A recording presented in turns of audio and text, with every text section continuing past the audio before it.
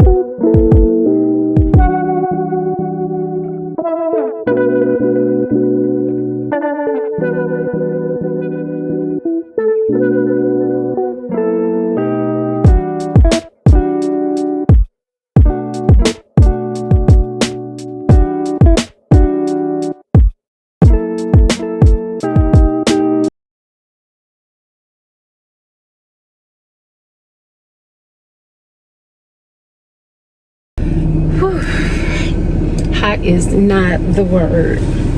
So I last week went and bought, well, I went to IKEA and I was gonna buy a bookshelf because I started my book club bag. I've also decided I want to go back to books in hand. You know, reading on a Kindle is cool, it's too small, it just doesn't feel the same as it was whenever I used to read books in hand, and I want to get back into that. I also am trying to get away from audibles. I like audibles whenever I'm traveling or I'm in the car or you know, some road trips, things like that, but I don't want to get used to just listening to audibles because as we age, our memory does decline.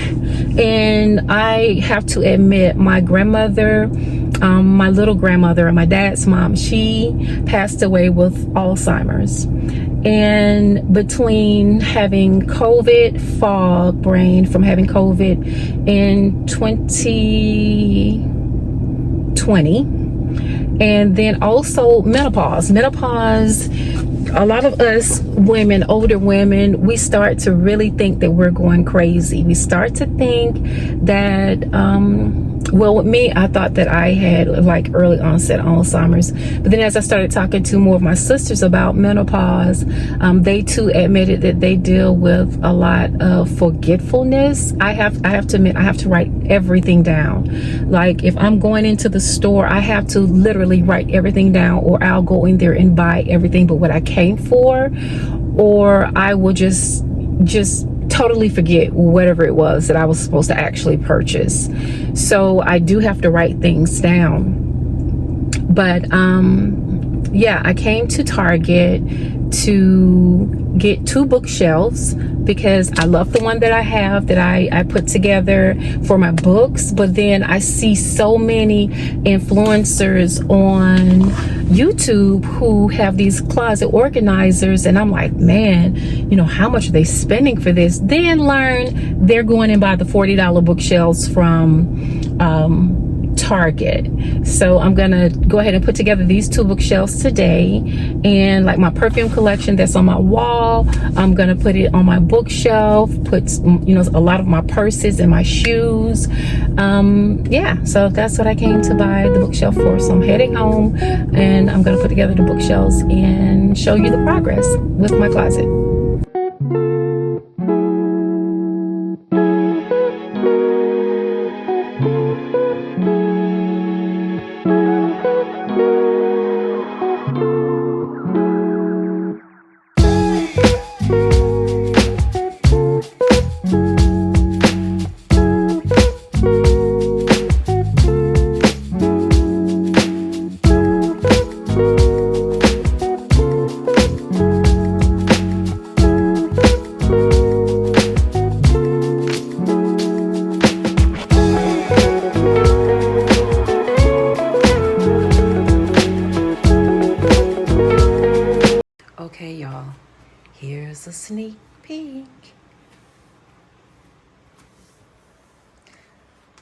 I'm still organizing my closet.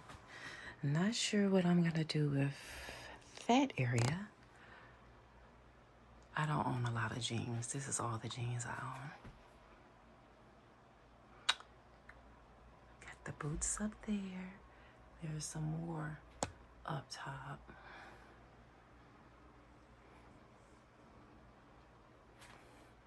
I got my little purses in here.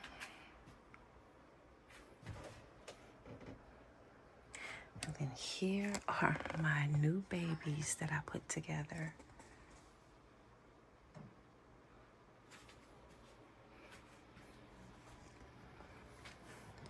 And I especially wanted somewhere to display all my perfumes.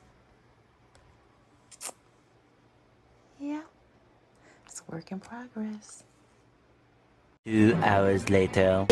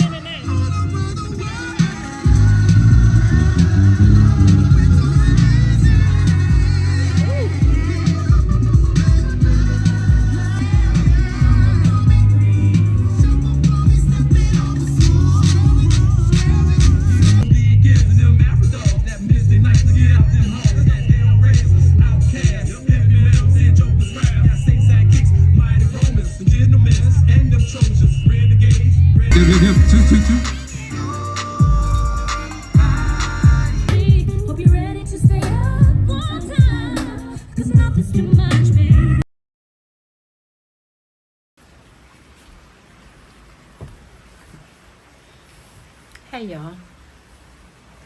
So I just got back from the free concert at Forest Park that my homegirl Deidre invited me to. And I must say I thoroughly enjoyed myself. One of my favorite artists, Felicia, performed tonight, and there were other people that were on the show, and they were just as, they were great. But Felicia, I've been following her since 2001. Whenever I first encountered her was she performing at, what's the name of that bistro? Taboo Bistro that was on Roswell Road. So I've been following her since 2001. And whenever I say she don't miss, she does not miss. She's neo soul, but she just has a certain, she puts on a show. But as we were on our way home and I was talking to my homegirl Deidre, I just really realized that at 53, I really and truly have not lived. I started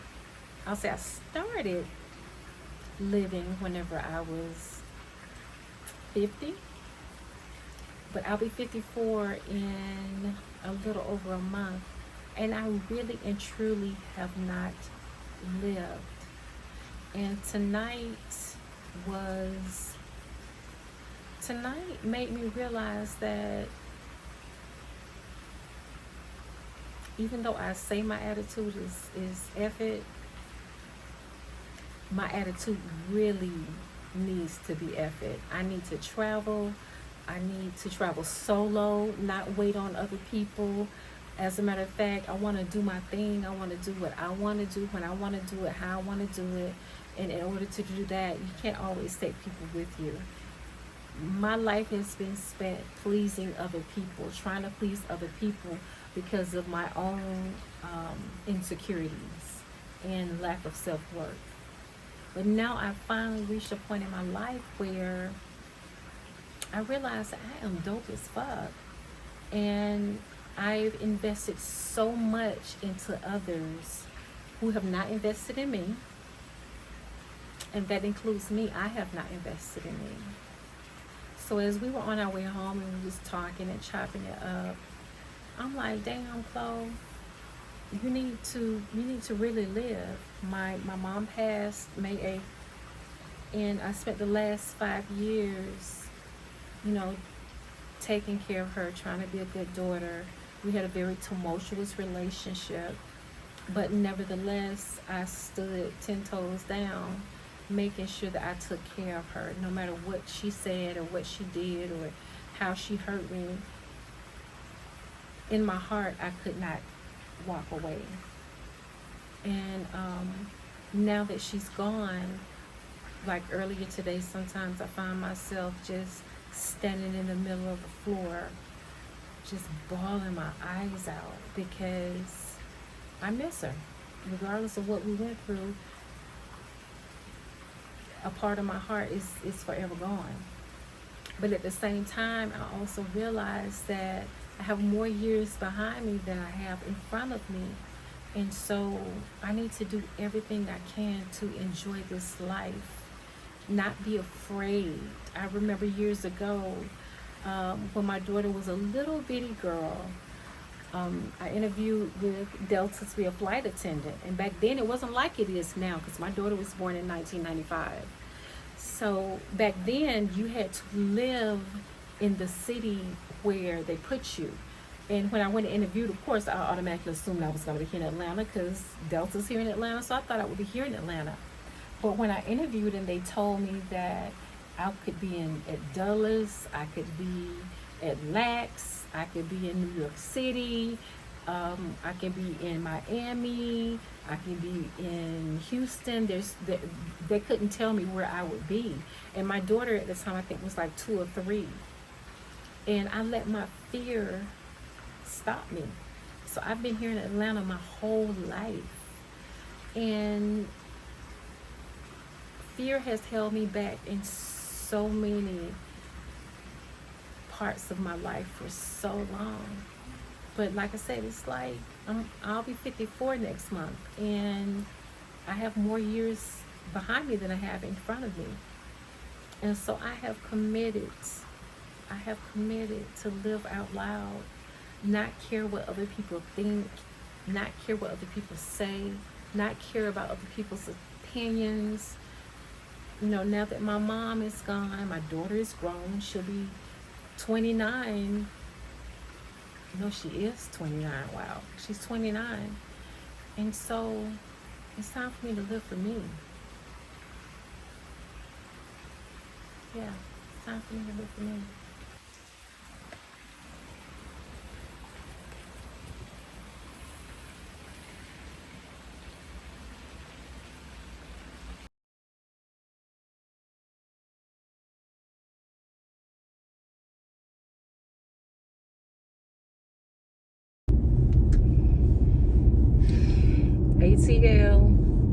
ATL. So right now I'm sitting in traffic on the expressway coming through downtown Atlanta. It is 5:15 on a Saturday, September 21st. On my way to meet my homegirl Avril. We've been trying to get together and hook up, to hang out, have drinks, chop it up, eat oysters. We both love oysters. So we finally made a date today that we were gonna, it started out as being a late lunch, but now it's turning into an early dinner. So she's made reservations at CNS Seafood in the Vinings. And I'm really looking forward to it because Her birthday was in August. She had a birthday party. It was a rodeo themed birthday party, but we didn't really get a chance to talk because she just had everybody around her. It was really, really nice. I really enjoyed it. But we haven't caught up in a while, so this is going to be a nice little girl outing for the two of us, just to catch up, chop up, see what's been going on in each other's lives for a while. We really haven't talked before my mom passed in May. We really haven't talked. She was at the funeral, and I really do appreciate that. Appreciate her for it. So that's what I am on my way to. One of the commitments that I said that I was going to do, commitment to myself, and I've already spoken about it, was to start getting out more, going places, experiencing the city that I was born and raised in as a 50-year-old versus all the partying that I did whenever I was in my late teens, 20s, 30s, and even early 40s. That partying, I did a lot of that with, my ex. I tell everybody, I gave him all of my 30s. I gave him the early part of my 40s. And so, I'm going to be quite honest, I haven't really been in a long-term, really serious, monogamous relationship since him. And I'm 53 years old, and we broke up in like 2009, but we kind of like continued to, how it is, you continue to still deal with somebody for a couple of years. And so I'll say that, we finally just really severed ties around 2011. And here we are in 2004, 13 years later, and I really haven't been in a truly long-term, monogamous, fulfilling relationship. And I also admit that I've gotten kind of comfortable, kind of settled, and I'm trying so hard not to become that person, even if I don't, get into a relationship, because I'm going to be honest, right now at this point in my life, I'm so afraid of someone coming along and disturbing my peace that it's like not a big deal for me. But at the same time, I don't want to be one of those people that get so comfortable the only thing that I do is go to work, come home, drop down my laptop, take off my bra, and plop down on the sofa. I don't want to be that girl. I want to enjoy life, and that is so much to do here in Atlanta, and I really haven't been taking advantage of it. And losing my mom really made, and she was 86 years old, I'm 53, so if I am blessed to live another 33 years, I want to make the most of it. With my mom, she got to a point where she stopped living, and everything was just complaining about what's going on in the world. And I don't want to be that person. I want to enjoy every single moment that I possibly can. You're only afforded so much time, and nothing is guaranteed. So, with that being as it is, I'm ready to travel. I'm ready to solo travel. I'm ready to road trip, catching flights, not feelings. And if someone comes along who matches my sexy and we gel together, then it would be wonderful to do that together. One of my bucket lists is to make love on a hotel balcony overlooking the ocean. And at 53, I still haven't experienced that. And whenever I tell people, they're like, what? You, a Scorpio? You've never? No, I've never experienced that. I haven't even really vacationed too much with a man. So I'm just out here trying to enjoy life. So now the road has opened up, and it's 5:20. I got 10 minutes to get there, so I'm gonna cut this little vlog short, and then of course whenever I get to the restaurant, I'll be filming what it is that we're eating. We're gonna be at CNS Seafood, and like I said, we're grabbing oysters and, you know, cocktails. So I'm bringing you along for the ride.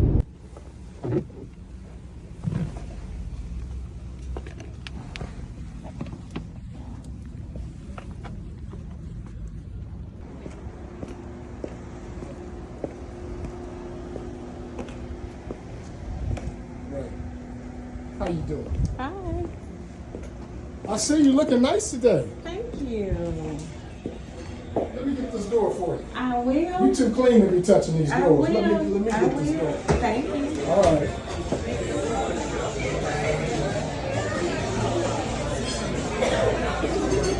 Hey, Mama Caesar. Beautiful. Oh my God.